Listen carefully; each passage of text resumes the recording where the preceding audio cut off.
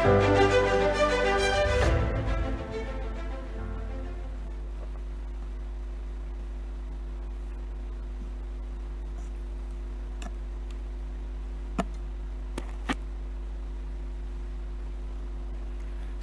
warahmatullahi wabarakatuh. Selamat malam, salam sejahtera untuk semuanya. Yang kami hormati Ketua KPK Bapak Nawawi Pomolango dan seluruh pimpinan KPK, Ketua KPU yang saya hormati, Ketua Bawaslu, Ketua DKPP, yang kami hormati Kapolri atau yang mewakili, Jaksa Agung atau yang mewakili, yang kami hormati pasangan calon nomor 02 Bapak Prabowo Subianto, Bapak Gibran Rakabuming Raka, dan pasangan calon nomor urut 3 Bapak Ganjar Pranowo dan Bapak Mahfud MD, dan seluruh pimpinan partai, perwakilan partai pengusung, dan hadirin sekalian. Izinkan kami merespon apa yang tadi disampaikan oleh KPK. Kami melihat persoalan yang sama seperti tadi dipaparkan, bahwa komitmen untuk memberantas korupsi harus mulai dari puncak, dari yang paling atas. Dan kita menyadari Indonesia seperti yang disampaikan didirikan oleh orang-orang yang berintegritas. Dan contoh-contoh seperti Muhammad Hatta, Hugeng, Baharudin Lopa, dan akhir-akhir kemarin adalah Pak Artijo Alkostar, adalah contoh pribadi-pribadi berintegritas yang saya rasa harus kita kembalikan lagi di Republik ini. Ini persoalan yang amat serius, yang tidak boleh kita anggap enteng dan sederhana. Tadi disampaikan tentang Corruption Perception Index yang menurun, SPI, IPAK yang tadi ditunjukkan. Kami melihat ada problem yang amat serius di dalam kepercayaan publik terhadap pemberantasan korupsi, yang itu juga tercermin.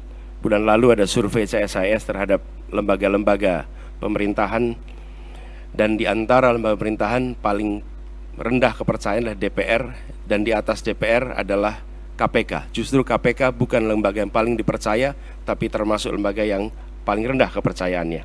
Karena itu kami ke depan berkomitmen untuk bisa melaksanakan beberapa hal.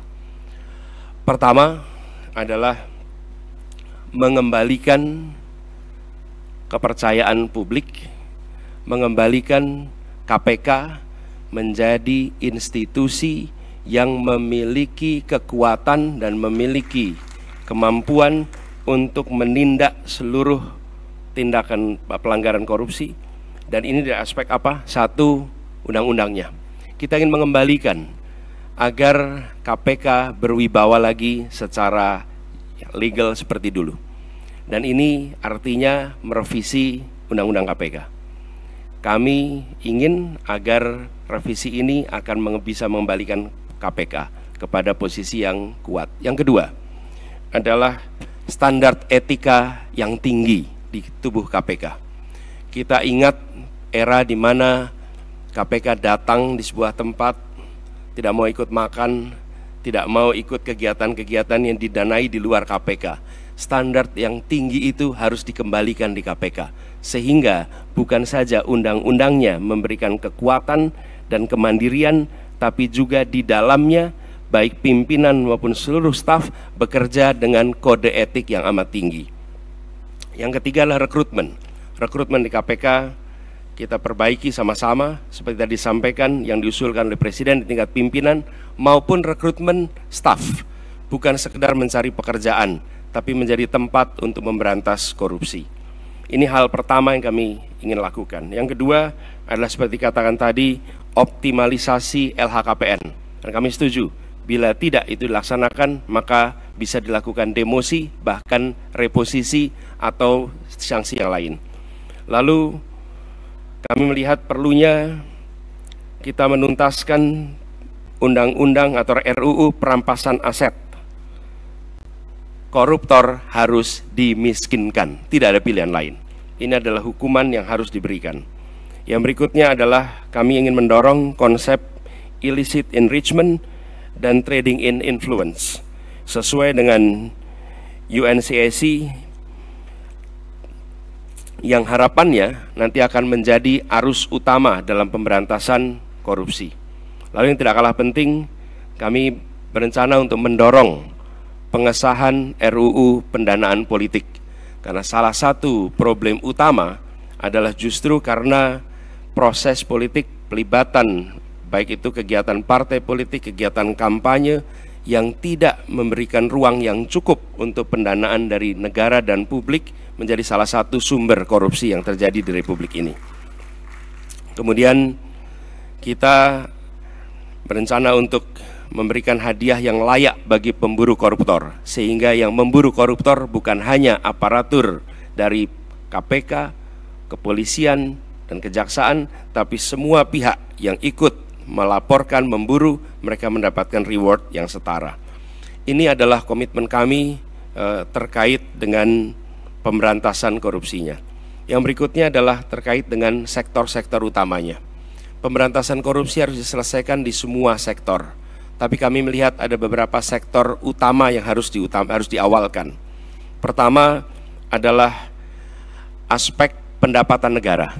Kami melihat penting sekali aspek ini dilakukan tindakan yang serius, pajak, cukai, PNBP. Kemudian sektor sumber daya alam khususnya dan sumber daya laut.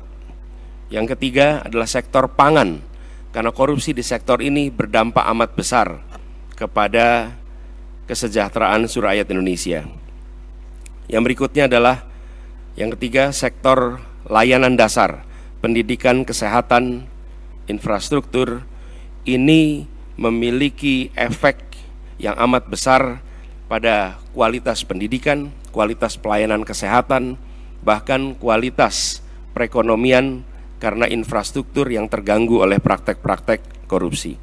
Berikutnya adalah bisnis ilegal, judi, narkoba, dan lain-lain. Inilah sektor-sektor utama yang dalam hemat kami perlu menjadi perhatian di dalam pemberantasan korupsi. Jadi Bapak-Ibu sekalian yang kami hormati, kami berkomitmen bukan sekedar karena saat ini dalam tanggung jawab untuk menjadi calon presiden, calon wakil presiden, dan dimintai komitmennya di KPK. Perlu kami sampaikan bahwa komitmen kami untuk memerangi korupsi sudah dimulai sejak zaman dulu. Zaman mahasiswa aktif untuk memerangi praktek-praktek korupsi di era KKN merajalela. Ketika kami bertugas sebagai akademisi, rektor, maka kami menetapkan mata kuliah anti korupsi sebagai mata kuliah wajib yang harus diambil oleh setiap mahasiswa, dan waktu itu bekerja sama dengan KPK. Barangkali menjadi satu-satunya universitas di Indonesia, bahkan mungkin di dunia, yang menjadikan mata kuliah anti korupsi sebagai mata kuliah wajib.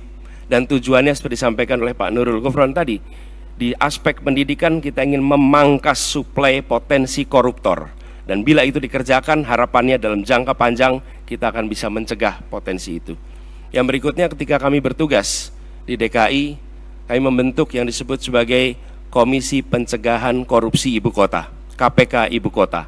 Ini dikerjakan untuk kita mencegah praktek korupsi yang ada di dalam institusi Pemprov DKI Jakarta.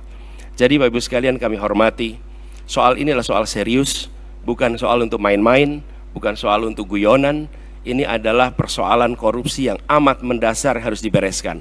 Dan kami tegaskan bahwa komitmen yang kami sampaikan di sini adalah komitmen kami melanjutkan apa yang sudah kami kerjakan selama ini.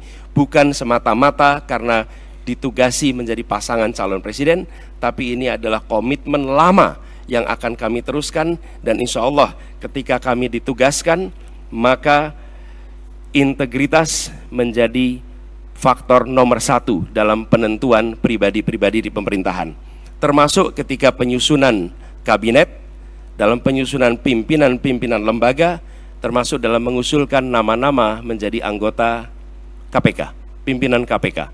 Ini semua bagian dari komitmen kita untuk mengembalikan agar kepercayaan rakyat pada pemimpin, kepercayaan rakyat kepada pemerintahan bisa pulih kembali. Dan dengan kepercayaan itu kami yakin Indonesia akan bisa meraih semua yang dijanjikan oleh kemerdekaan. Seperti yang disampaikan tadi, 4 hal itu hanya akan bisa tercapai apabila kita memiliki komitmen untuk menjunjung tinggi integritas, kompetensi, dan inilah komitmen yang kami berikan kepada seluruh rakyat Indonesia melalui forum yang terhormat pada malam hari ini.